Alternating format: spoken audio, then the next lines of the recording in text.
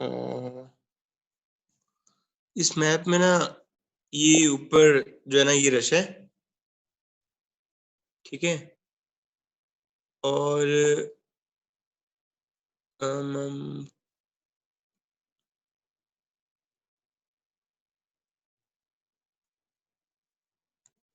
यार ये कौन सा मैप खुल गया?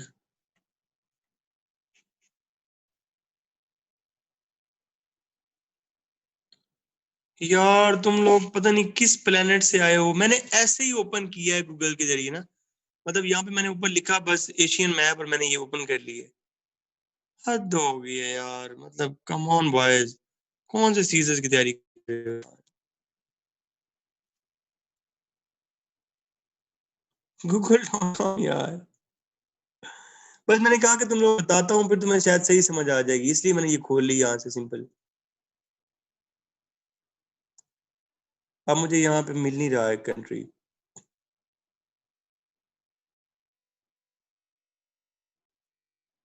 ये देखो, ये है ये रशिया है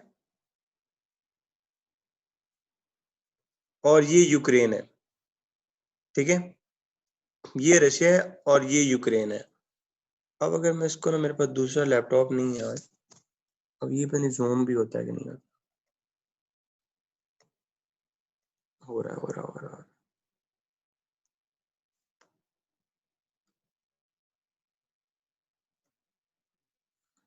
हाँ, ये रशिया है और ये यूक्रेन है। अब ये जो आपको ना ये छोटू सा नीचे नजर आ रहा है ना, यूक्रेन तो ऊपर है, ये जो उसके साथ छोटू सा ये वाली चीज है, ये दिस इज क्रीमिया।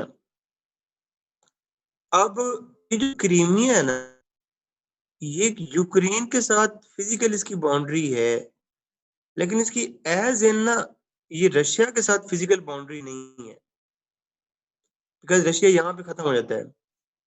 अब मसला ये है कि रशिया को ये क्रीमिया हर हाल में चाहिए, at each and every cost, क्योंकि उसने यहां से इधर ट्रेड करनी है बाकी दुनिया के साथ।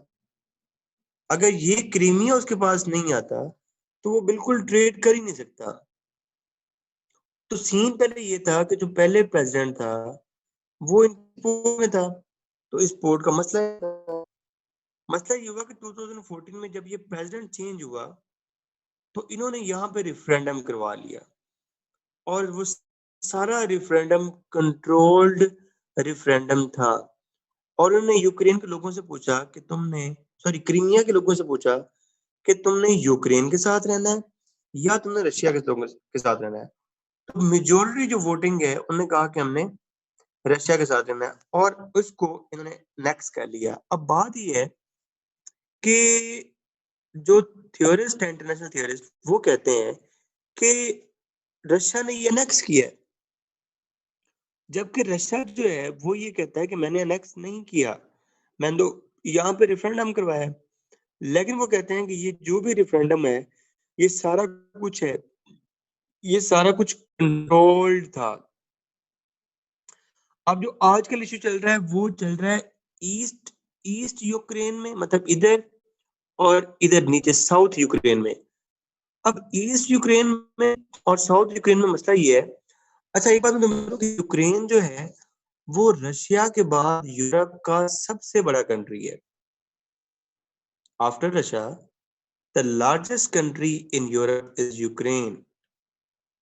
ये बात में कहूँ तुम्हें पता ही नहीं होगी कि पता थी, यूक्रेन का भी बड़ा है।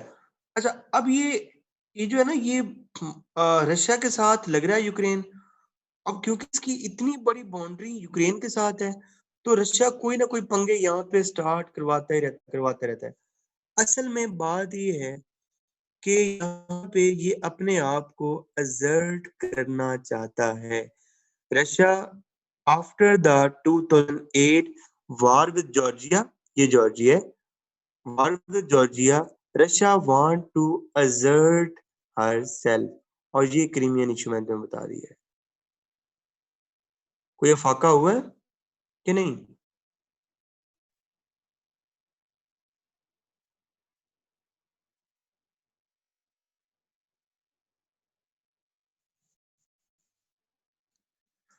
शर्म कर लो, अगर अभी भी थोड़ा थोड़ा हुआ है तो छोड़ दो फिर सीएसएस। छोड़ दो सीएसएस। वो क्या कहते थे मेरे टीचर, वो एंड पे पूछते थे समझ आ गई सबको, तो कुछ बच्चे होते कहते थे नहीं सर समझ नहीं आई, तो वो आगे से पता क्या कहते थे, कह दूं मैं तुम लोगों को, चलो कह देता हूँ। बड़े प्यार से पूछते थे, कहते थे बेटा समझ आ गई सबको, तो कुछ बच्चे कहते थे सर समझ नहीं आई, वो तो कहते कोई बात नहीं, सबका पास होना भी जरूरी नहीं है। लेकिन नहीं, तुम तो मेरे बच्चे हो ना, तुम्हारा पास होना बहुत जरूरी है। तुम्हारी पाकिस्तान को बहुत शदीद जरूरत है। ब्यूरोक्रेसी तड़प रही है तुम्हारे बगैर। Must join it as early as possible.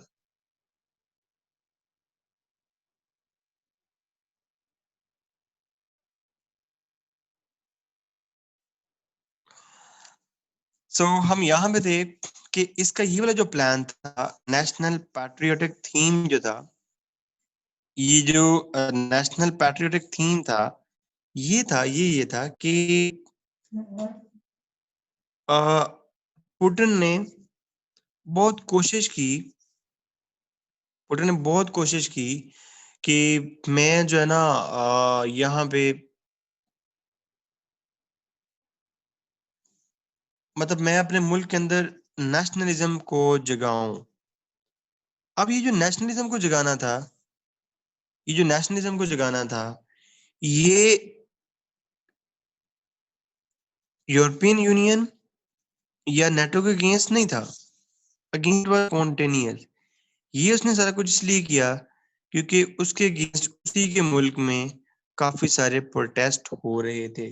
तो मैं तुम्हें मेन बात समझा रहा था, वो ये थी कि अमेरिका, ये जो रशियन जितनी भी सारी पॉलिसी है, that is based on improvisation, ad बेस पे सारी की सारी काम करती है। And the last thing is कि you must keep in mind कि एक बंदा था स्टीवन पिफर, उसने ये कहा था कि to put the Kremlin, oh Kremlin का पता है क्या होती है, व्हाट इज क्रेमलिन? बस ये समझ लो कि रशिया को ही क्रेमलिन कहते हैं, ब्रॉडर ब्रॉडर कंट्रोल में। To put the Kremlin message in slogan, क्या बनेगा?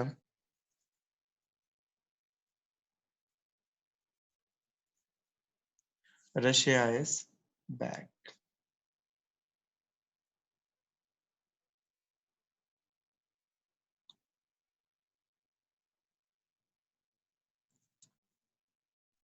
या तुम लोग फिर अपनी बातें कर लो या फिर ये समझ लो, दो ही काम हो सकते हैं। बाद में तुम कहते हो कि थोड़ा थोड़ा समझ आता है। मजाक हो रहा है यहाँ पे।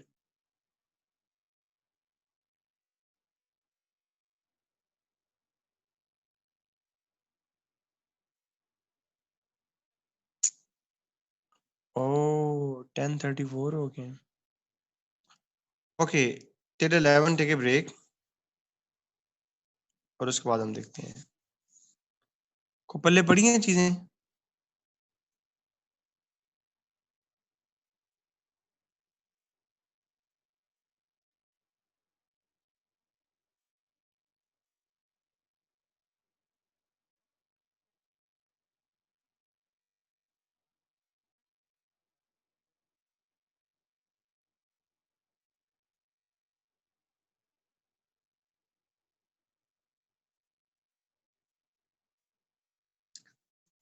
यार मैं बस इसी चीज को लेके परेशान हूँ कि कितनी चीजें करवाऊं और कितनी चीजें छोड़ दूं। मुझे लगता है आज ये फॉरेन पॉलिसी होगी बस, ऑर्गेनाइजेशंस का। मुझे तो आज ऑर्गेनाइजेशन होती नजर नहीं आ रही, और मैं सोचा था कि एक ही दिन में हो जाएंगी।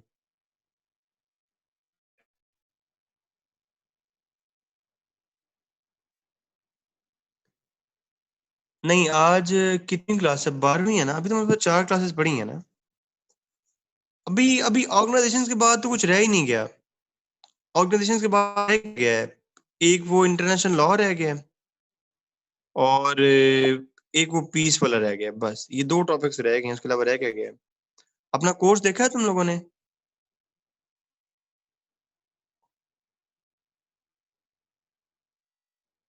हाँ, साउथ ईस्ट एशिया।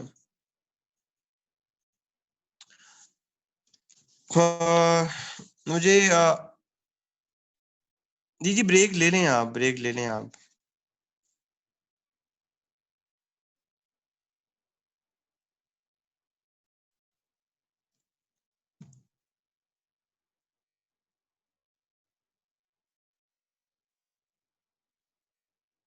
11 बजे तक ब्रेक करें, फिर देखते हैं।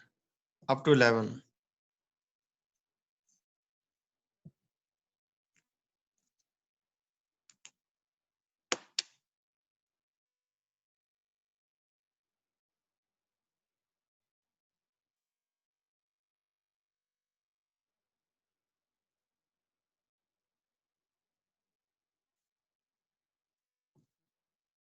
आज यार सेशन ब्रेक है, मैं थोड़ा सा ना, मुझे काम है, मैंने वो करना है।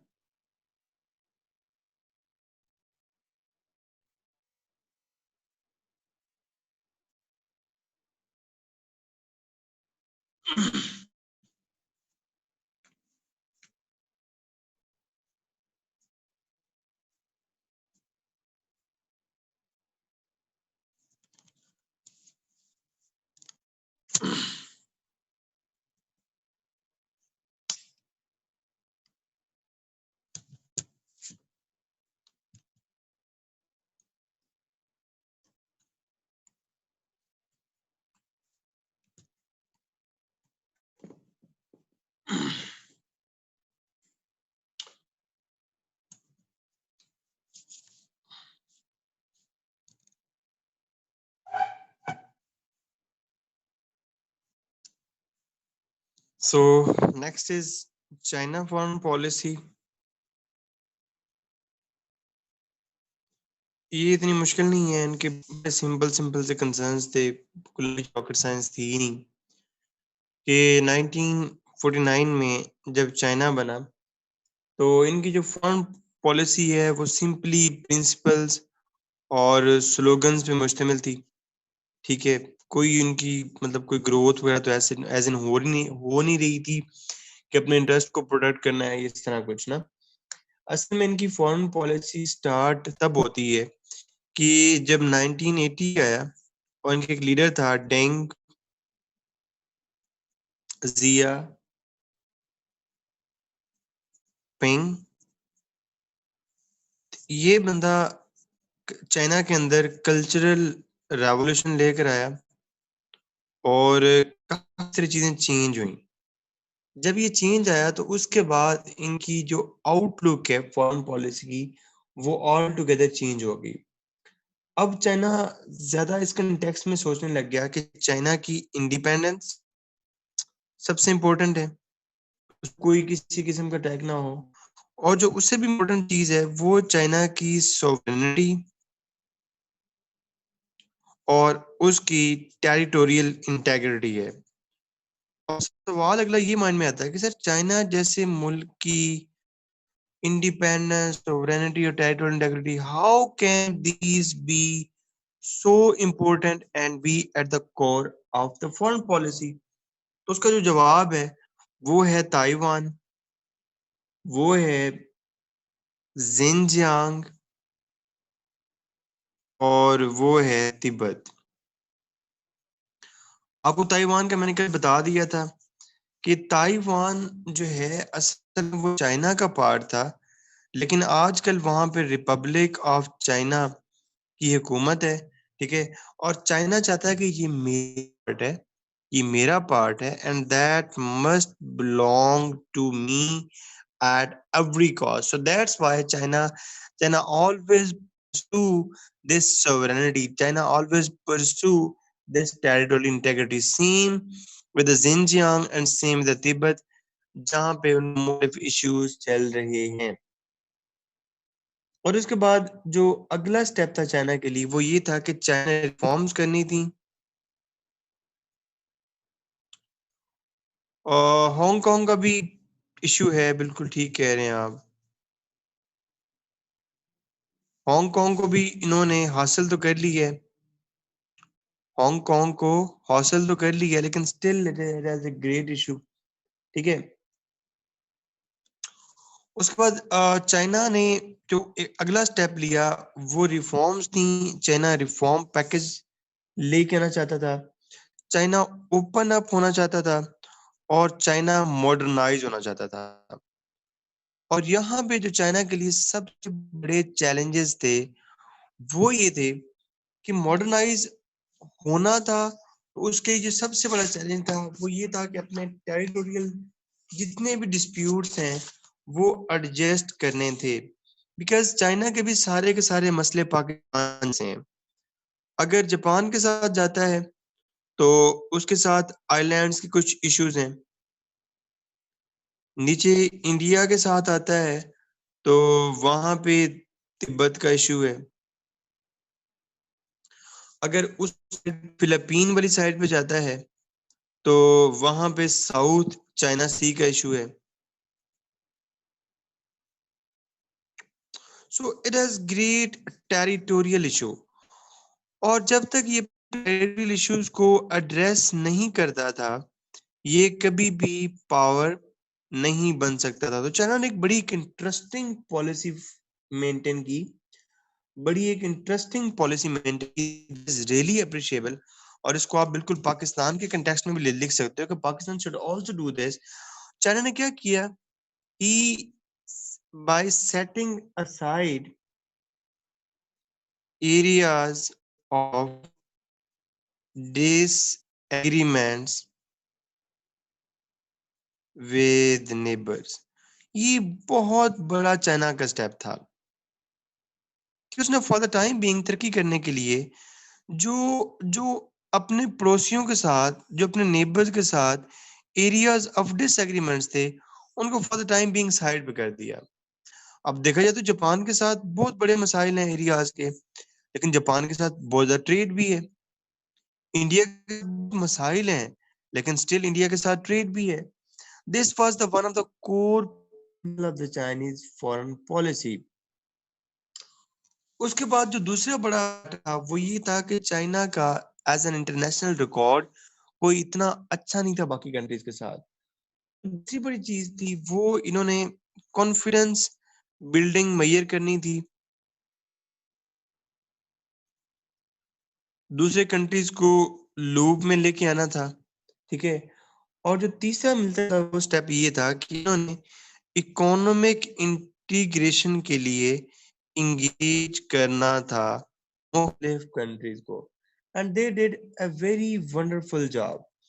तो इस कंटेक्स्ट को मेंटेन कर रखते हुए अगर हम थोड़ा सा आगे जाएं तो चाइना का जो मेन अगला प्रिंसिपल था वो ये था कि अपनी तरक्की के लिए नेचुरल रिसोर्सेज और एनर्जी को भी एक्वायर करना है।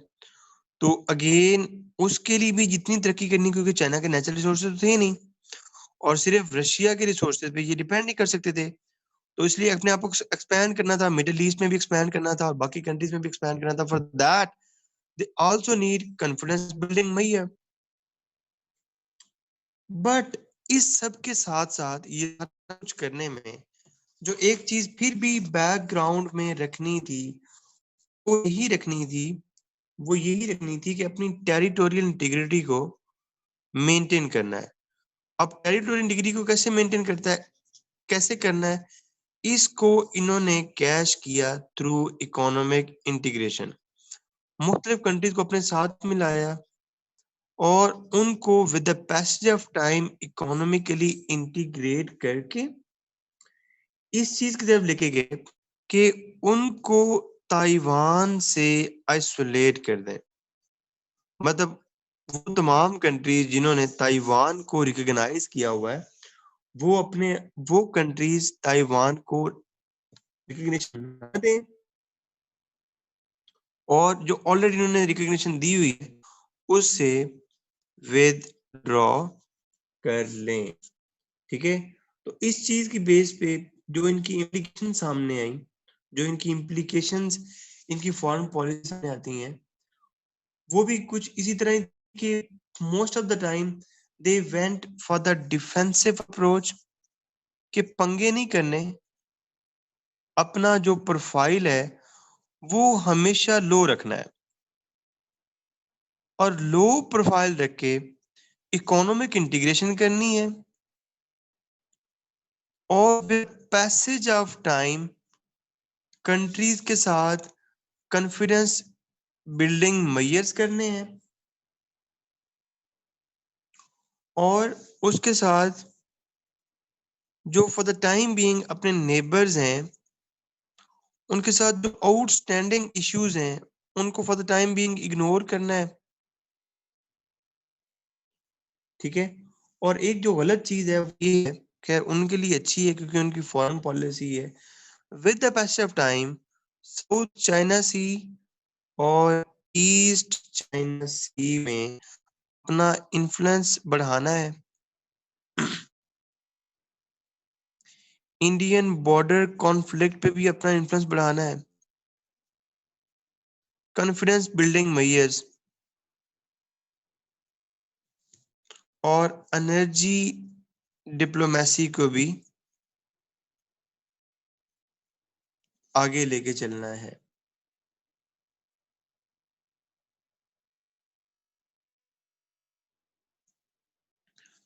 इंडियन बॉर्डर पे उनके काफी सारे मसाइल है ना, अब ये तो नहीं करना कि ट्रेड करते रहना और एरियाज इनको दे देने हैं, any how territorial integrity is the main.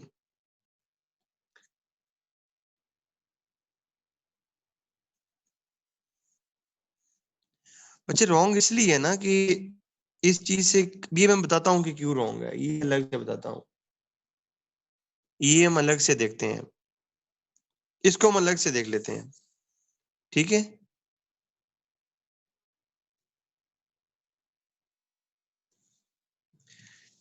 यार नंबर वन ये है कि डिफेंसिव अप्रोच रखनी है, ऑफेंसिव अप्रोच नहीं रखनी, डिफेंसिव अप्रोच रखनी है, ऑफेंसिव अप्रोच नहीं रखनी, अपना जो प्रोफाइल है वो लो रखना है इन द स्टार्ट और with the passage of time सारी कंट्रीज के साथ इकोनॉमिक इंटीग्रेशन करनी है। ये कैसे करनी है ये भी हम देखते हैं, जब इकोनॉमिक इंटीग्रेशन हो जाएगी तो उसके साथ कॉन्फिडेंस बिल्डिंग मेजर्स अडॉप्ट करने हैं, ठीक है। और वो कॉन्फिडेंस बिल्डिंग मेजर्स के साथ जो नेबर्स के साथ आउटस्टैंडिंग इश्यूज हैं, जापान के साथ जो मसले हैं, जो मसले इंडिया के साथ हैं, उनको भी हल करना है। और जब थोड़ी बहुत पार आ जाएगी तो साउथ चाइना सी और ईस्ट चाइना सी में जो एरियाज ये क्लेम करते हैं उनको भी एड्रेस करना है और इंडियन बॉर्डर पे जो इश्यूज हैं उनको भी देखना है और एनर्जी डिप्लोमेसी को भी परसू करना है।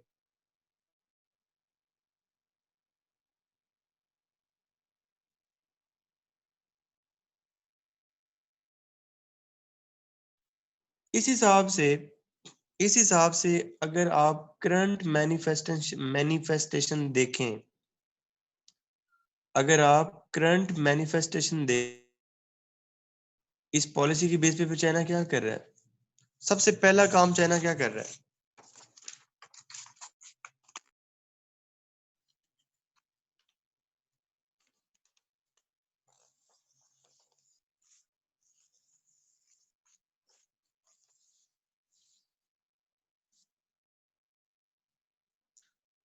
the first thing China is doing is multilateralism.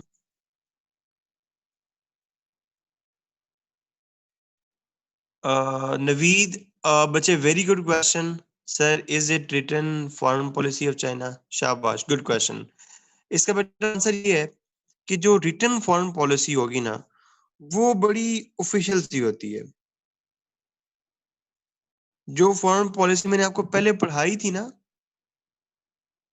जो मैंने आपको फॉरेन पॉलिसी पहले पढ़ाई थी कि ये चीजें होती हैं, ये करना होता है, नेशन स्टेट के प्रिंसिपल्स को प्रोटेक्ट करना होता है, ये चीजें करनी, वो रिटर्न फॉरेन पॉलिसी हमेशा वही लिखी होती है।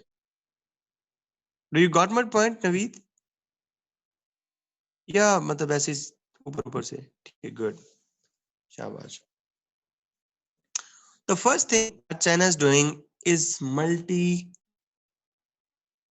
या जो रिटर्न है वो मतलब कह लो कि वो सबकी एक जैसी होती है। रिटर्न फॉरेन पॉलिसी सबकी एक जैसी होती है। Application is always covered. Application में कभी आपने कुछ करना होता है, कभी आपने कुछ करना होता है, कभी आपने कुछ करना होता है। ठीक है, देखो रिटर्न में क्या होगा कि अपने वन चाइना पॉलिसी को फॉलो करना है।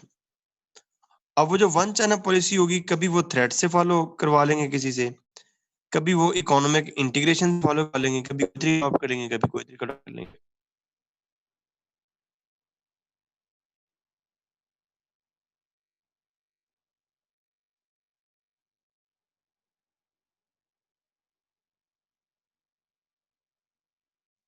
सॉरी। हाँ हाँ, बिल्कुल अच्छी तरह ना आता है। मार्क्सिज्म नहीं, मार्क्सिज्म से चाइनीज फॉरेन पॉलिसी अब बाहर आ गई है। मार्क्सिज्म से चाइनीज फॉरेन पॉलिसी अब बाहर आ गई है। या स्पॉन्टेनियस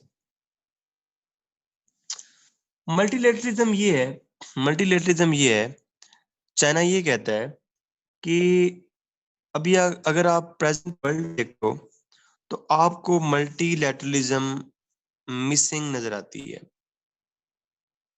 अगर आप प्रेजेंट वर्ल्ड में देखते हो तो आपको मल्टीलैटरलिज्म मिसिंग नजर आती है। क्यों? क्योंकि ग्लोबलाइजेशन के अगेंस्ट बैकलैश है।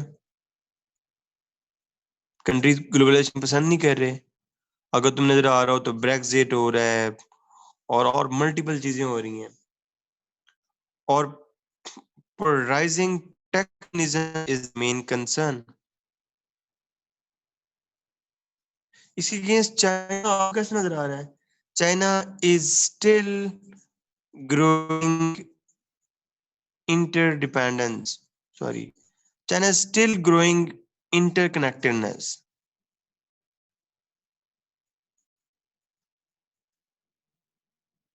इसके लिए चाइना ने क्या किया है? इसके लिए चाइना ने अभी जो G20 समिट थी, उसके अंदर जो चाइना का प्रेसिडेंट था जी, उसने क्लियर कहा है कि we want to see cooperation and all that. उसके बाद चाइना ने बीजिंग के अंदर दुनिया की पहली इंटरनेशनल एक्सपो करवाया है। उसके बाद चाइना हाइपर हाइपरली वर्क कर रहा है इस चीज के ऊपर कि इकोनॉमिक ग्लोबलाइजेशन हो।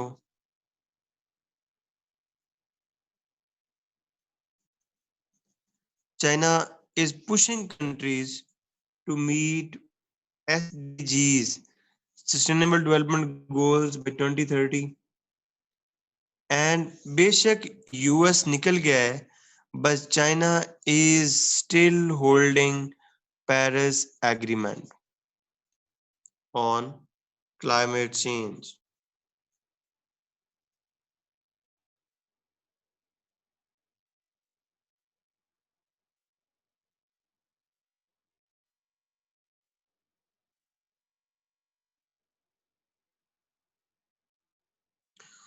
उसके बाद चाइना क्या कर रहा है? उसके बाद China belt and road initiative को सक्सेस बना रहा है।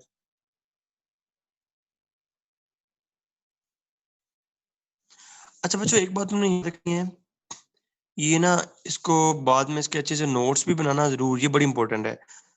असल में ये है BRI, ये एक बड़ा प्रोजेक्ट है।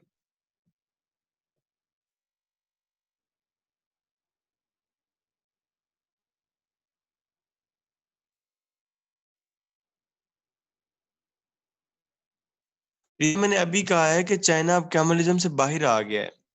जब मैंने अभी कहा ना कि कल्चरल रेवोल्यूशन आया था ना, तो उसके बाद चाइना कम्युनिज्म से बाहर आ गया। चाइना ने अपने आप को ओपन किया, मैक्सिमम अपने आप को ओपन किया।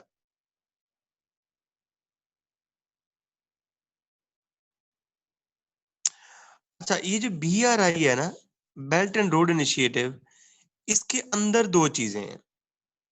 One is OBOR। नहीं, अब कहीं भी नहीं है, तो बहुत कंट्रीज में है, मतलब वो भी प्योर कम्युनिज्म नहीं है। एक है MSR।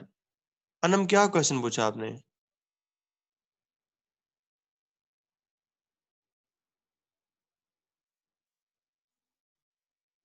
बच्चे अब ये देख लें आप, मतलब क्वेश्चन को आप खुद ही देख लें। ये आपको है क्वेश्चन पूछने वाला?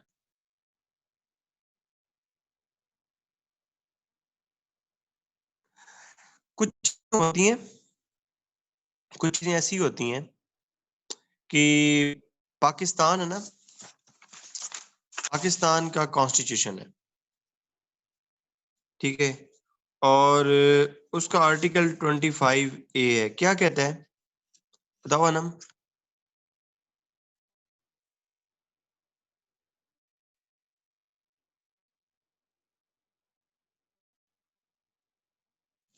Education for all. तो मोस्टली ये जो चीजें होती हैं ना, ये स्टैंडर्ड्स होते हैं, ये स्टैंडर्ड्स होते हैं जिनको मीट करना होता है। लेकिन क्या कंट्रीज बाउंड होते हैं? तो ऑन पेपर तो ये बाउंड होते हैं, but in reality they hardly do the things. Goal number 3, world health, इस तरह कुछ है। अब स्टैंडर्ड तो सेट कर दिया कि ये स्टैंडर्ड मीट करना है, but do countries will meet? अगर उनका पोटेंशियल होगा तो वो मीट कर लेंगे, अगर पोटेंशियल नहीं होगा तो मीट नहीं कर पाएंगे। चलो गुड है।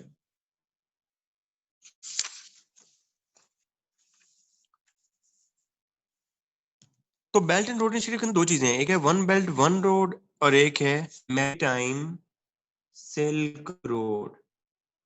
तो चाइना क्या कर रहा है? चाइना ग्लोबल इंफ्रास्ट्रक्चर के अंदर इन्वेस्ट कर रहा है बहुत ज्यादा।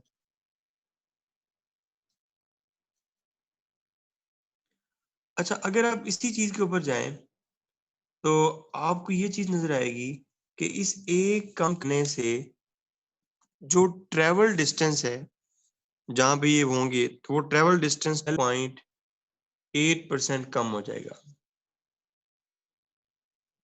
जो ट्रेड है उसके ऊपर अराउंड 2.8 टू 9.7% पॉजिटिव इम्पैक्ट आएगा। जो लोगों की इनकम है वो अराउंड 1.2 टू 3.4% इम्प्रूव होंगी। And with these products around 7.6 million people जो है वो एक्सट्रीम पॉवर्टी से ऊपर आ जाएंगे। उसके बाद जो एक अच्छी चीज आई है वो चाइना इंटीग्रेशन है। अगर आप चाइना रशिया इंटीग्रेशन देखें तो they are integrating a lot of things. They are working on BRICS. They are working on Asian Development Bank. They are working on Asian Infrastructure Investment Bank. And they are working on SCO, Shanghai Cooperation Organization.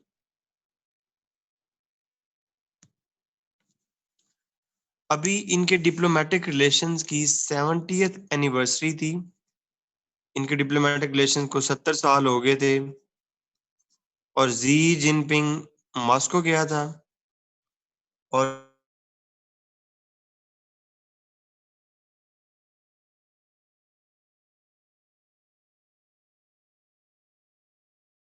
कि उनकी trade $200 billion तक पहुंच जाए।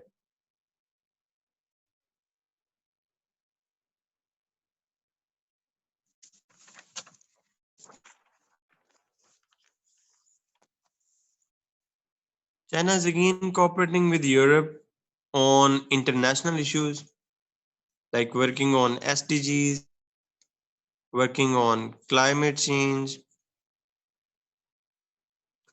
और G20 में बहुत constructive role play कर रहा है। और जी जिनपिंग जब प्रेसिडेंट बना था तो वो पहला कॉन्टिनेंट जो उसने चूज किया था for his मैडन visit that was Europe.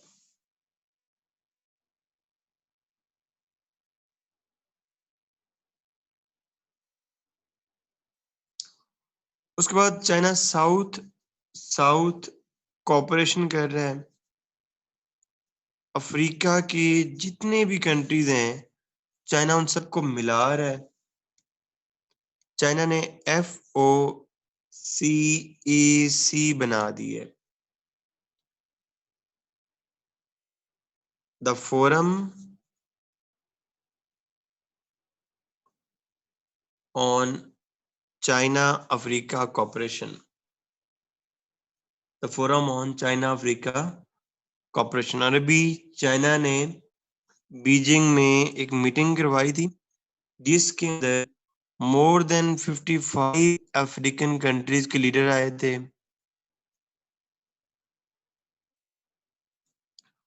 और चाइना G77 कंट्रीज। अच्छा, ये G77 वाला ब्लॉक है ना, इतने के अंदर जितने भी अंडर डेवलपिंग कंट्रीज है ना उनका ब्लॉक है G77। चाइना उनके साथ भी कॉपरेशन कर रहा है।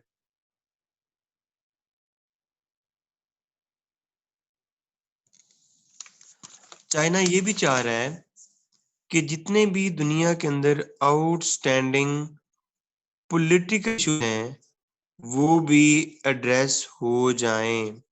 मसलन चाइना ये चाह रहा है कश्मीर इशू एड्रेस हो जाए। चाइना ये चाह रहा है जैक पोआ सक्सेसफुल हो जाए, giant comprehensive plan of action. सबसे बड़ी बात है कि जी जिनपिंग ने अभी नॉर्थ कोरिया को विजिट किया था ताकि पीस प्रोसेस को भी एज अर्ली एज पॉसिबल ठीक करवाना चाहता है।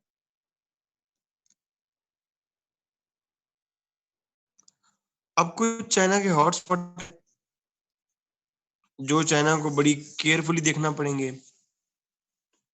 तो इसमें जो पहली चीज है वो तो BRI है, बेल्ट एंड रोड इनिशिएटिव। अब ये बन तो रहा है लेकिन काफी सारी कंट्रीज को ये पसंद नहीं भी आ रहा। तो चाइना ने ये किस तरह मैन्यूवर करना है, ये चाइना के लिए एक बहुत बड़ा चैलेंज है।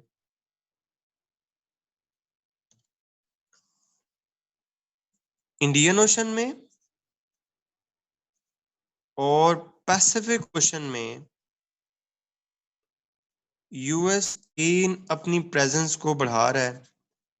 चाइना ने उसको किस तरह कर्टेल करना है, this is a very important question for China.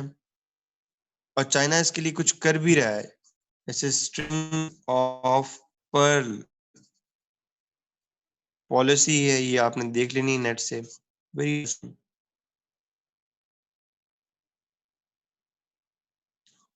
और चाइना ये चाह रहा है कि जो रिपब्लिक ऑफ चाइना है दैट इज आवर टेरिटरी। और चाइना सारे कंट्रीज को कैसे एग्री करे वो इसको रिकग्नाइज करें, इसके लिए चाइना ने कुछ किया भी है। जैसे चाइना ने एंटी सिसेशन लॉज पास किए हैं कि ताइवान उनसे अलग हो ही नहीं सकता। उसके बाद जो यूएस के अंदर लोग हैं उनकी जो चाइना के लिए परसेप्शन है that is not good.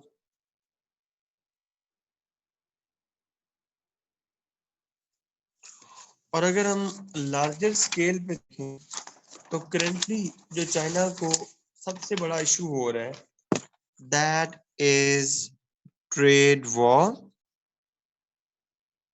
Republic of China, बच्चे Republic of China ROC Taiwan को कहते हैं। अब है ही है। अच्छा, एक बार में यूएस क्या समझता है, what is the perception of US? US ये समझता है कि जो चाइना है वो अनफेयर ट्रेड प्रैक्टिस करता है, अपनी प्राइस की वैल्यू को बहुत डाउन कर देता है एक्सपोर्ट के लिए और ये वो। और दूसरा इंटेलेक्चुअल प्रॉपर्टी थेफ्ट करता है। चाइना कॉपी करता है चीजें हमारी।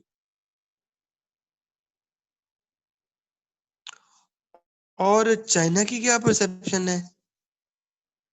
चाइना को ये लगता है कि जो यूएस है, यूएस नहीं चाहता कि चाइना प्रोग्रेस करे, that's why US is trying to stop.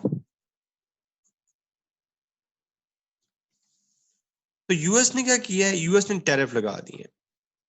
Tariff किस पे लगा दिए हैं? यूएस ने मीट पे, और यहाँ की जैसे म्यूजिकल इंस्ट्रूमेंट्स हैं और इस तरह की मल्टीपल चीजें हैं, उसके ऊपर टैरिफ लगा दिया है, 15% ड्यूटी लगा दी है। और ओवरऑल जो इम्पैक्ट आएगा इन टैरिफ्स की वजह से और मल्टीपल टैरिफ की वजह से, that would be around $360 billion. बदले में चाइना ने भी टैरिफ लगा दिए हैं। ना ने दुनिया ने पहली दफा देखा है कि 5% टैरिफ लगा दिया है चाइना ने यूएस के क्रूड ऑयल के ऊपर।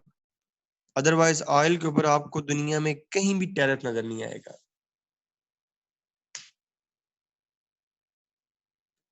उसके अलावा चाइना ने अराउंड 525% टैरिफ लगाया मल्टीपल प्रोडक्ट्स के ऊपर। और इसकी वजह से जो यूएस इकोनॉमी लॉस हुई है, दैट इज अराउंड $10 बिलियन।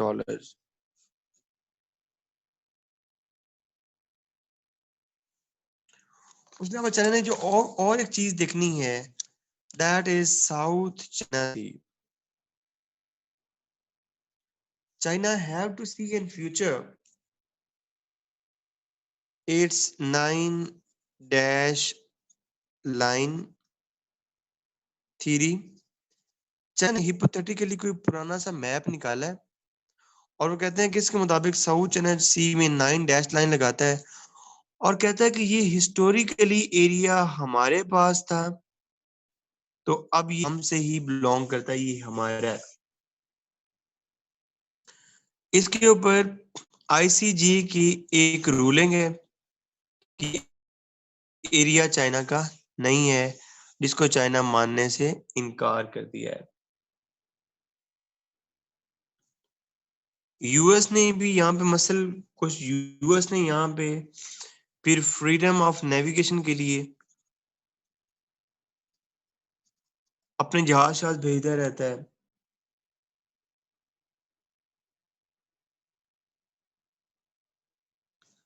मतलब अगर आप फ्यूचर में चाइनीज ट्राजेक्ट्री देखते हैं जो फ्यूचर में आपको नजर आने वाली है, तो उसमें जो मेजर चीजें होंगी वो one belt one road,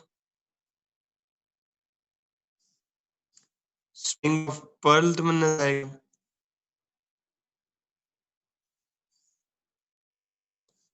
Asian infrastructure investment bank नजर आएगा,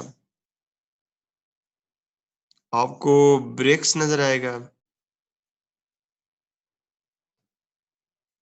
आपको सी पैक नजर आएगा, आपको इनकी इंटीग्रेशन विद रशिया नजर आएगी, आपको चाइना साउथ चाइना सी और ईस्ट चाइना सी में अजर्ट नजर आएगा, आपको चाइना लैटिन अमेरिका में नजर आएगा, और आपको चाइना साउथ साउथ कॉपरेशन करवाता हुआ अफ्रीका में नजर आएगा। सो 1 2 3 4 5 6 7 8 9, 9 डायमेंशन है और आपने मल्टीपल बता दी हैं। You can attempt the question any way he asks.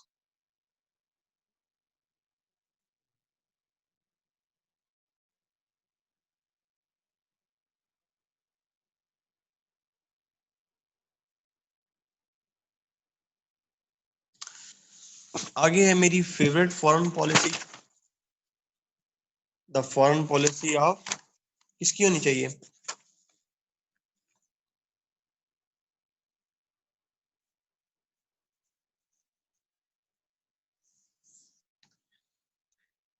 यार आप लोग ना कभी इसको, मैं अब जो पढ़ा रहा हूँ ना, नहीं मैंने सीरियसली कहा है, मैंने सीरियसली कहा है, मैं मजाक में नहीं कहा। अब मैं थोड़ा सा ना तुम्हें वो पर्टिकुलरली पाकिस्तान वाले एंगल से नहीं पढ़ाऊंगा, मैं तुम्हें थोड़ा सा टच देता हूँ इंडियन फॉरेन पॉलिसी का। यार मतलब एक जो वाकई इंडियंस ने की है ना, that is their foreign policy, जबरदस्त। अपने आप को उन्होंने किस तरह हिस्ट्री में आर्टिकुलेट किया है, वो अपने इंटरेस्ट को किस तरह देख रहे हैं। रियलिटी में तुम्हें बताता हूँ थोड़ी सी। बेटा वो तो हमें लगता है ना मोदी ने तबाह कर दिया है, वो तो हमें ये बताया जाता है ना मोदी ने तबाह कर दिया। मोदी ने उनको यूनाइटेड नेशन सिक्योरिटी काउंसिल की मेंबरशिप के ख्वाब दिखाने शुरू कर दिए, आप कहते तबाह कर दिए।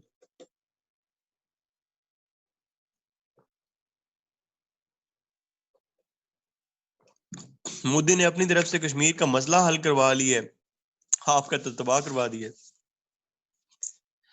सो things are a little different.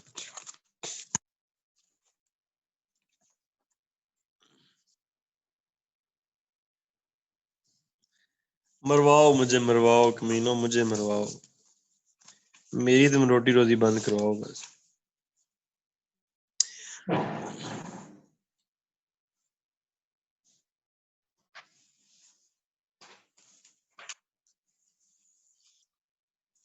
No doubt यार, Modi as a leader for India he is doing great, इसमें कोई शक नहीं है।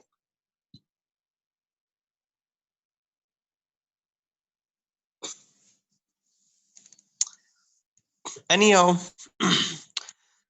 ये थोड़ी सी इंटरेस्टिंग भी है, ये थोड़ी सी इंटरेस्टिंग भी है। अगर आप दो चीजें करते हैं, एक हम इनको देखते हैं टिल 1990 तक।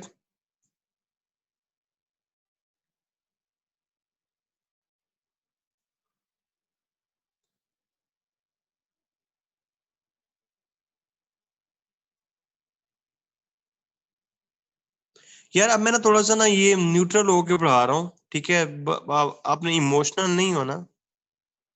बाकी तो मोदी इज द वर्स्ट जो है ना वो leader, and he is the घटिया तरीन आदमी।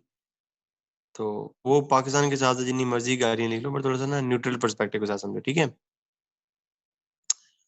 अच्छा, इंडियन फॉरेन पॉलिसी टिल 1990 आपको बड़ी मजेदार नजर आएगी, और तुम लोग सुन के हैरान हो जाओगे। You would surprise to know कि Indian foreign policy till 1990 was believed on idealism। Sir ये क्या कह दिया आपने? Yes it was.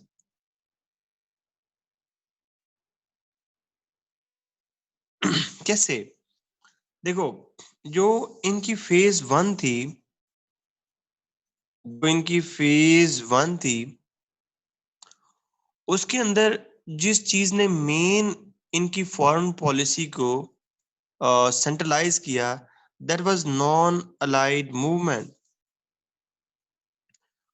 अब नॉन अलाइड मूवमेंट यही थी ना कि हमने किसी की, ना हमने इधर जाना है यूएसए की तरफ, ना हमने यूएसएसआर की तरफ जाना है, और हमने कोशिश ये करनी है कि नॉन इंटरवेंशनिस्ट तरीके से अपने इंटरेस्ट को सक्सेसफुली करें। और इसमें जो दूसरा फेज आया वो बड़ा जबरदस्त था कि इंडिया ने अपने आप को थर्ड वर्ल्ड का लीडर बनाया। इंडिया जब भी कोई बात करता था, वो पर्टिकुलरली अपने इंटरेस्ट की बात नहीं करता था। ही asks for the interest of the third world.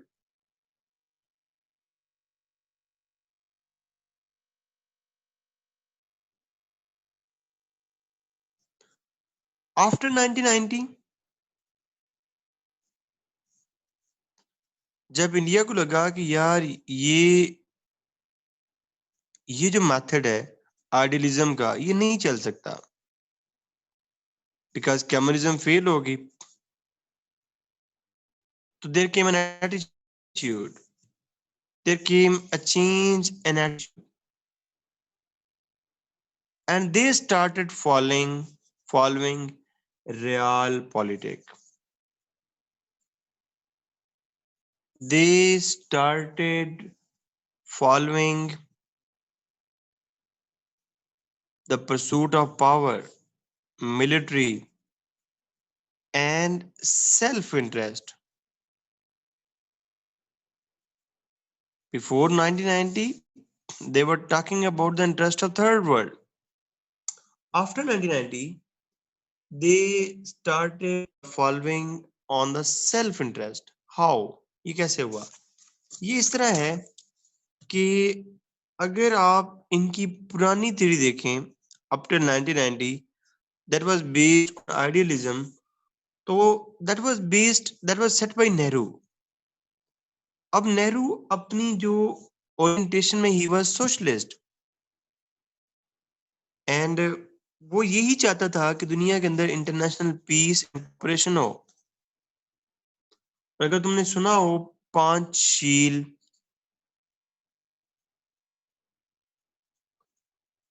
तो ये उनकी पॉलिसी थी। पांच मतलब पांच, इनके अंदर जो पांच मेन पॉइंट्स थे वो बिलीव यू मी वही पॉइंट्स हैं जो उसके पॉइंट्स हैं, नेशन स्टेट के पॉइंट्स हैं। कैसे? पहला पॉइंट है म्यूचुअल रिस्पेक्ट फॉर सोवरेनिटी।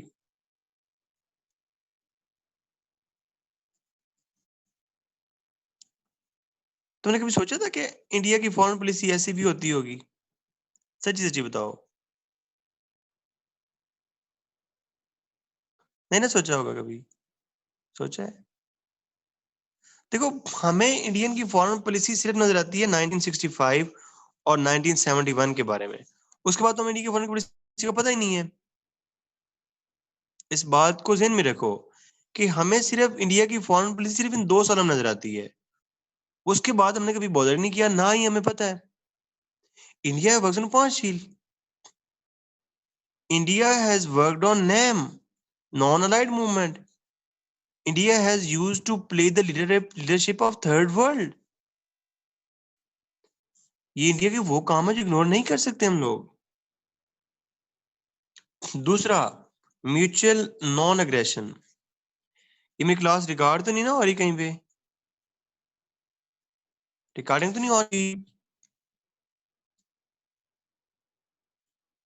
बस ठीक है, जल्दी मेरी मौत है अब। Third thing is non interference.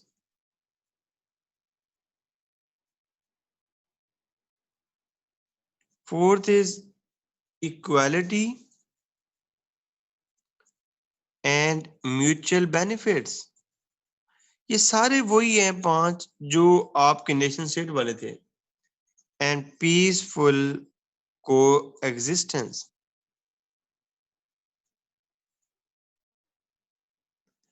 हाँ हाँ बिल्कुल।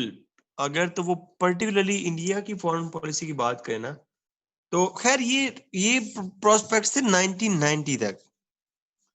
ये प्रोस्पेक्ट थे 1990 तक। अब हम थोड़ा सा देखते हैं कि 1999 के बाद, 1990 के बाद क्या हुआ। 1990 के बाद क्या हुआ? ठीक है, म्यूचुअल नॉन एग्रेशन।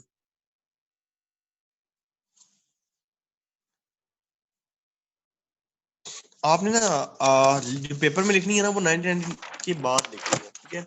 अगर तो वो पूछ ले फिर तो ठीक है, अदरवाइज आपने 1990 के बाद ही लिखनी है, ठीक है? इंडिया अब किस चीज को फॉलो करेगा? रियल पॉलिटिक को,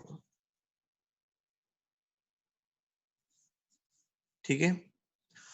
well, in case of Pakistan, तो yes, answer is yes. From 1947 they have always followed real politics.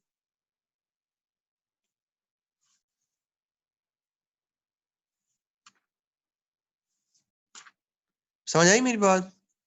जब पाकिस्तान के कंटेक्स्ट में बात करनी है ना, तब तो हमारा मेन जो है ना वो मुद्दा यही है कि इंडिया ना होता तो हम ना चांद तक पहुंच चुके होने थे। इंडिया ना होता तो यहाँ पे शराबें, कुपियां, टन और हम जो ना वर्ल्ड टॉप पावर होनी थी। इंडिया ने हमारा बेड़ा गर्क कर दिया, हमारे जोड़ों में बैठ गया है। ना इंडिया होता ना हम आज जलील हो रहे थे, ठीक है? बाकी तो जैसे हमने ना बड़ा कुछ कर लिया ना।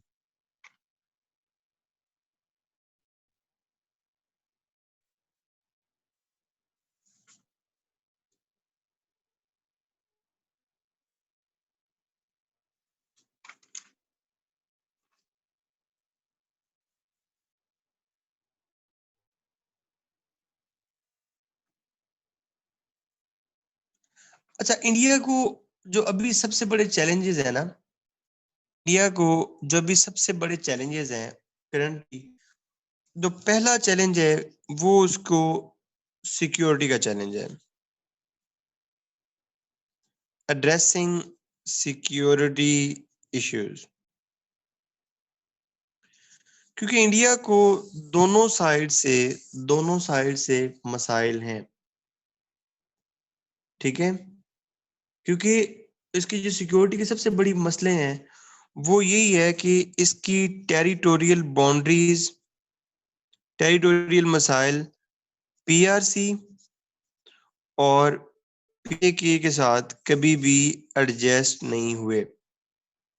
सो India is fighting two front war.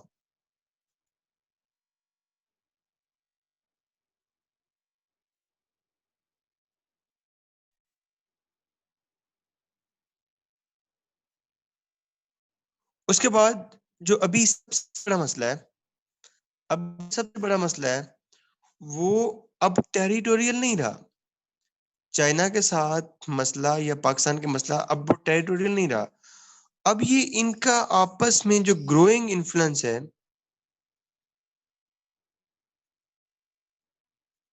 वो भी चाइना के लिए एक बहुत बड़ा मसला है।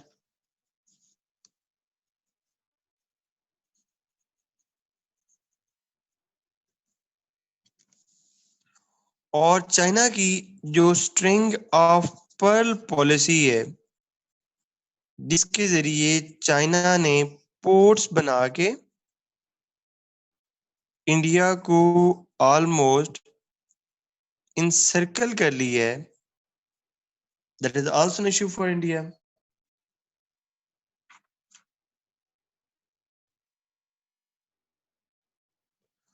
उसके बाद इंडिया का जो सबसे बड़ा मसला है वो ये है कि इंडिया को रीजनल मल्टीलैटरल जो प्लेटफॉर्म्स हैं उनके इश्यूज हैं, और उनमें जो सबसे बड़ा इशू है वो इनएफिशिएंसी ऑफ साग का इशू है।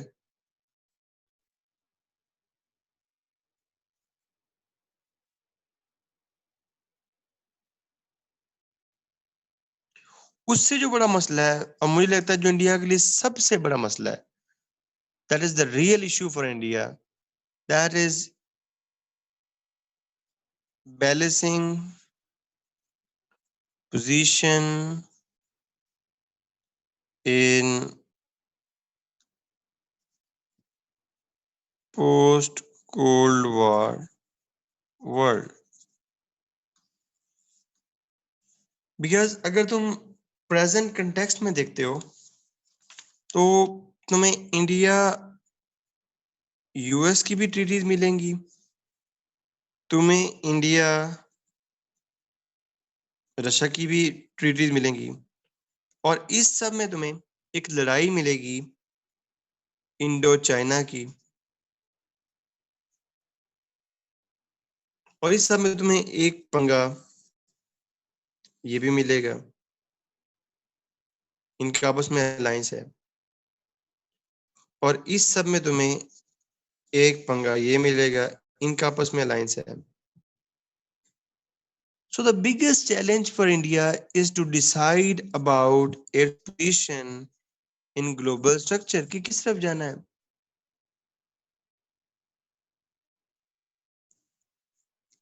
And the next biggest challenge after Modi is to balance foreign policy with respect to domestic crisis, because India एक चीज के अंदर सुपर पावर है, and that is cultural super power. It is hub of history. It is hub of cultures. It is hub of caste. अब इसके लिए जरूरत इस बात की है कि इंडिया इन चीजों को पोर्ट्रे करता है एज इट्स सॉफ्ट पावर, और लोग खींचे चले आते हैं इसकी तरफ. But it is also one of the big challenge for India, because Sikh, Tamil, and other minorities can create issues, और minorities के साथ अपने आप को अभी जो मोदी हिंदू एक्सट्रीमिज्म की तरफ लेके जा रहा है, तो ये जो सॉफ्ट पावर है जिसको इंडिया यूज करता है, that can become a great challenge for India. So these are the around 6 biggest challenges for Indian foreign policy. अब बच्चों मेरी बात सुनो, मैं एक फॉरेन पॉलिसी तुम्हें नहीं पढ़ा रहा, that is this foreign policy. इसमें कोई नई बात नहीं है, तुम बचपन से सारी कहानियां सुन रहे हो, ये तुमने खुद करनी है. यूके फॉरेन पॉलिसी को इतनी रेलिवेंट नहीं रही, we are not doing it. हाँ, एक फॉरेन पॉलिसी है that is important, that is the foreign policy of European Union. तो कल हम यूरोपियन यूनियन भी पढ़ेंगे, कल हम यूएन पढ़ेंगे, और कल हम नाटो, लीग ऑफ नेशन, और जितने भी सार्क, आसियान, जितनी भी आपकी ऑर्गेनाइजेशंस दी हुई हैं, हम उनके बारे में पढ़ेंगे. डू पाकिस्तान की फॉरेन पॉलिसी पढ़ना, और अगर उसमें कोई चीज भी समझ ना आए तो then let me know tomorrow.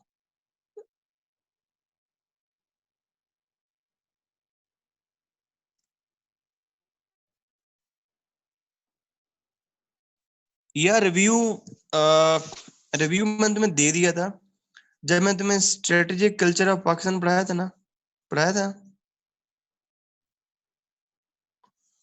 यार उसमें कुछ चीज है नहीं ना, मैं for the sake of revise, मैं तुम क्या रिवाइज करवाऊं? स्ट्रेटेजिक कल्चर ऑफ पाकिस्तान याद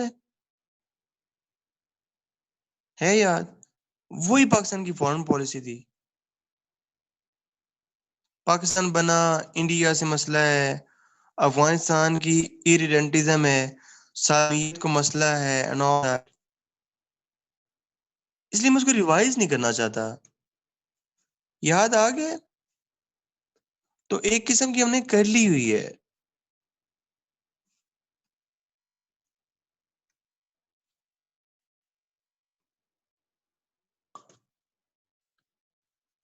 Just revise the strategic culture of Pakistan. Just revise the strategic culture of Pakistan, and you can easily identify the foreign policy of Pakistan. मेरे पढ़ाने को तो मैं तुम्हें 1 मिनट में पढ़ा दूं, लेकिन वही for the sake of revision नहीं होंगी चीजें. There would be nothing new.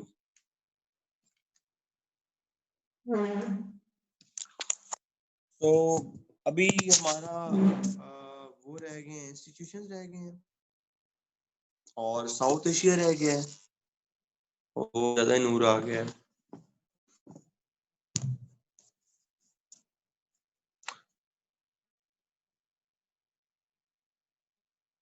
Go through कर लें, गो थ्रू कर लें. सर ऑर्गेनाइजेशन परसों पढ़ो सर प्लीज, इफ पॉसिबल. कल मैंने ट्रैवलिंग करनी नहीं, ऑर्गेनाइजेशन हम कल ही पढ़ रहे हैं. फातिमा यार देखो, वेपन्स ऑफ मास डिस्ट्रक्शन कितनी दफा पढ़ने हैं, कितनी दफा पढ़ ली हमने वेपन्स ऑफ मास डिस्ट्रक्शन. सारी हमारी कोल्ड वॉर न्यूक्लियर पे चलती रही है. देखो तुम्हें एक बात माइंड में रखनी है कि ये जो आईआर का कोर्स डिफाइन हुआ है, कुछ उन्होंने कोर्स का पेट भरने के लिए चीजें बढ़ाई हुई हैं, और वो कुछ भी नहीं है. उनको भी नहीं समझ आ रही थी कि अब और क्या डालें, बस उन्हें कोर्स का पेट भरना था एंड ऑल दैट. हमने कितना पढ़ना weapons of mass destruction?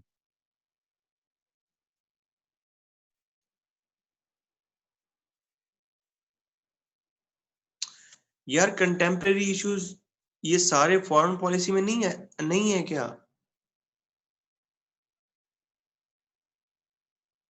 Contemporary issue सारे फॉरेन पॉलिसी में नहीं है? आज हमने कौन सा कंटेम्प्रेरी इशू नहीं एड्रेस किया? पॉलिटिकल इंस्टीट्यूशन कल पढ़ेंगे और कल मैं मतलब हम डिबेट करेंगे उनके ऊपर कि मसला क्या है इन पॉलिटिकल इंस्टीट्यूशन के साथ, यूएनओ के साथ मसला क्या है, लीग ऑफ नेशन के साथ इशू क्या था। वेल तुम लोगों की जो तिशनिंग की है ना, वो इंशाल्लाह परसों पूरी हो जाएगी। परसों हम पेपर 1 डिस्कस करेंगे, उसके सारे क्वेश्चंस, और फिर हम पेपर 2 के सारे क्वेश्चन डिस्कस करेंगे एंड यू विल फील कि we are done. It is just up to you, you have to revise and you have to do. Sir, I am asking any relevant question। बाकी syllabus में भी यही होता है कि कुछ चीजें सिलेबस को बनने के लिए होती हैं, तो कैसे डील करें उनको। वेल बेटा, अगर आप पास्ट पेपर्स देखें ना, तो आप देखेंगे यार ये तो उसने पूछा ही नहीं है कभी, तो ऐवी खामखा क्यों करें वो। Got my point?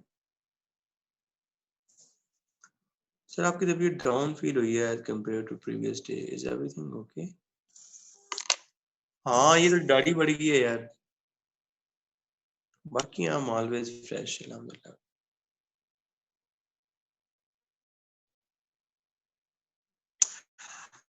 ओके मेरी बात सुने शाहजी, शहबाज मेरी बात सुने। देखो, पाक अफेयर के जितने भी क्वेश्चन होंगे वो आपको आते होंगे। देखो, ट्रेड वॉर आ जाता है, क्वेश्चन आ जाता है कि right about trade war. Indo current affair में आ जाता है कि यूएस चाइना ट्रेड वॉर के ऊपर आप लिखें। अब ना इसके अंदर ना एक ही ट्रिक होता है, पाक अफेयर करंट अफेयर में सिर्फ एक ही ट्रिक होता है कि आपके पास लिखने के लिए मटेरियल क्या है। आपके पास लिखने के लिए मटेरियल क्या है?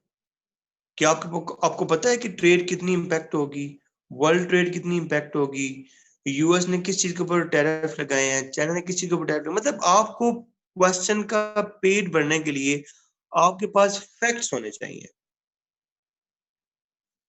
और मैं जिस दिन से मैंने सीएसएस किया है, मैं बार बार जितनी वीडियोस बनाई हैं, बस मैंने यही कहा है कि ना क्या करो कि फैक्ट बुक तैयार करो, फैक्ट बुक तैयार करो, आपके पास लिखने के लिए मटेरियल होना चाहिए, दैट्स इट।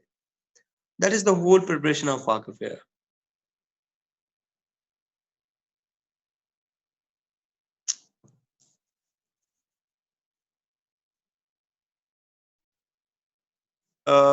समीला यार, पाक अफेयर जो है ना, वो टारगेट था इस दफा, लोगों के 30s में मार्क्स थे 2018 में, लेकिन अल्हम्दुलिल्लाह मेरे ख्याल में 45 प्लस थे। नहीं, वो करंट अफेयर में थे ना 67। पाक अफेयर में मेरे 45 50 इतने थे। बाकी पाक अफेयर में शानजा फेल थी हमारी टॉपर, उसके 29 मार्क्स थे। तो पाक अफेयर टारगेट था 2018 में, लेकिन मुझे जिस चीज ने एज दिया, मुझे फील होता है वो यही था कि वो 26 थे, 23, हाँ इतने थे। वो ये था कि मैंने फैक्ट्स याद किए हुए थे, तो फैक्ट्स लिखे थे मैंने। आप भी फैक्ट्स लिखें बस।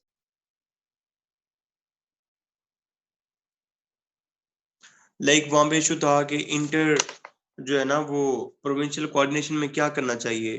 तो मुझे याद था कि आर्टिकल 151 कहता है कि नेशनल तो भूल गया।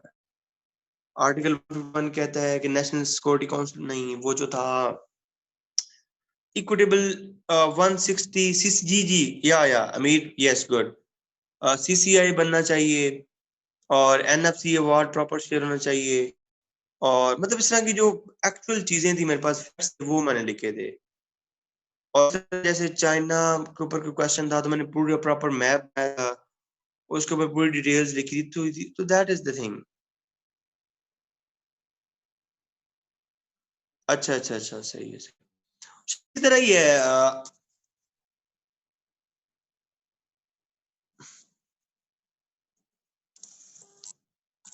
वेल अमीर, जो असल आंसर है ना इसका, वो यही है जो आप बता रहे हैं, for the sake of expansion.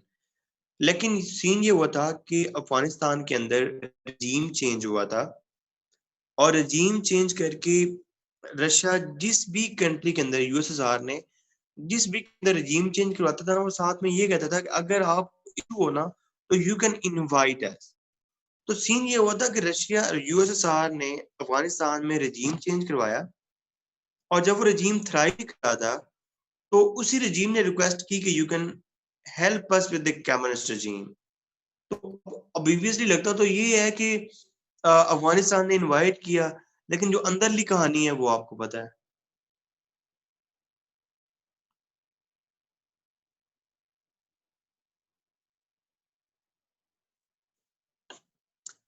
First attempt में थोड़ा डाउट था, लेकिन सेकंड अटेम्प्ट में I was very much clear that I would do away with this time. बल्कि मुसैरा मेरी बहुत अच्छी दोस्त थी फ्रॉम फर्स्ट अटेम्प्ट, तो मैं इसको फर्स्ट अटेम्प्ट के बाद कहता था कि मुसैरा मैंने इस दफा इस साल मैंने कर लेना सीएसएस।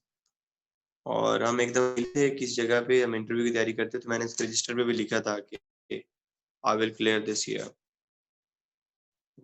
सेकंड रन में I was very much clear.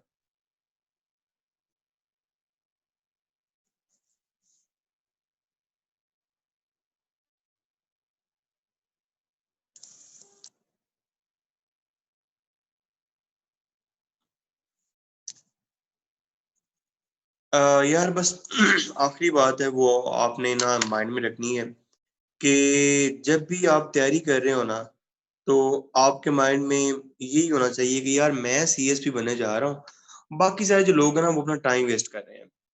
और जब भी आप पेपर हॉल में एंटर हो तो आपके में यही होना चाहिए, यार I am the guy in town who is going to ace this CSS. बाकी ये लोग इनकी तैयारी नहीं है, ये हमें खामखा आए हुए हैं एंड ऑल दैट।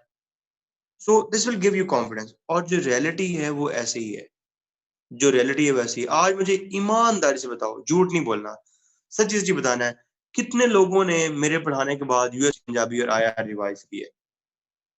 सच्ची बताना है, पान की है। एक दो तीन चार पाँच छः सात आठ नौ 10 11 12 13 14 15 16 17 18 19 20 22 23 24 25, मतलब अराउंड देयर आर 30 पीपल, रफली देयर आर 30 पीपल। तो इन 30 में भी तुम में से 10 ने बहुत अच्छी प्रिपरेशन की होगी। तो मैं वो बात कहना नहीं चाहता, बट तुम खुद ही समझ जाओ।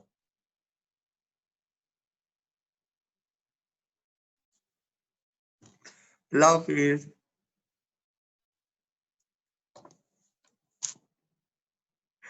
यार देखो, तुम मेरे स्टूडेंट हो, मेरी तो तुम लोगों के लिए यही ख्वाहिश है। देखो, जब हमारा कोर्स खत्म होगा ना और तुम किसी के साथ कंपेयर करना, प्लीज मेरी ये रिक्वेस्ट है तुम लोगों से कि जो सब्जेक्ट्स मैंने तुम्हें पढ़ाए हैं ना, किसी ने खुद तैयारी की है, किसी ने एकेडमी से तैयारी की है, just compare with them, just compare with them ना। तो देन यू विल रियलाइज कि यार मैंने कितनी एफर्ट्स पुट की है, या मैंने कितने टॉपिक्स क्लियर करवाए हैं, या मैंने कितनी एनर्जी लगाई है कि जो ना वो टॉपिक के ऊपर। ये जो क्लास में 16 लगती है ना, ये 3 घंटे की क्लासेस होती हैं। So you will do that. Allah Hafiz.